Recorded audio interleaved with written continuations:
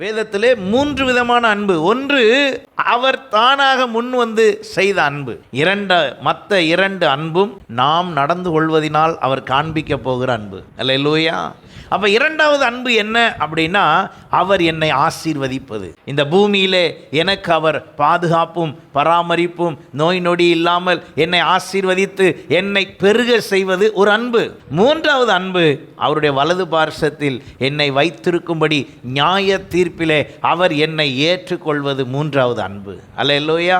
அவர் சொல்லுகிறார், ஆசீர்வதிக்கப்பட்டவர்களே உள்ளே வாருங்கள். அப்படி கூப்பிடும் போது அந்த கூப்பிடுகிற அந்த நேரம் எதின் மிகுதியினால் கூப்பிடுகிறார்? அன்பின் மிகுதியினால் அவர் என்னை கூப்பிட வேண்டும். இப்போ நம்ம எல்லாரும் முதல் அன்பு அவரால் கிடைத்தது, சரியாயிடுச்சு.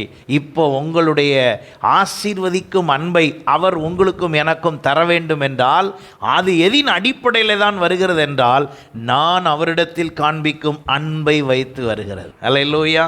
அப்போ முதல்ல என்னை மீட்பதற்கான அன்பு அவர் தந்தது. ஆனால் என் மீது ஆசீர்வதிக்கும் அன்பை அவர் காண்பிக்க வேண்டும் என்றால் அவர் என்னிடத்திலும் அன்பை எதிர்பார்க்கிறார். என்னிடத்திலும் அன்பை எதிர்பார்க்கிறார். நான் அவரை நேசிக்க வேண்டும் என்று விரும்புகிறார். நான் அவர் பேரில் அன்பு கூற வேண்டும் என்று சொல்லி விரும்புகிறார்.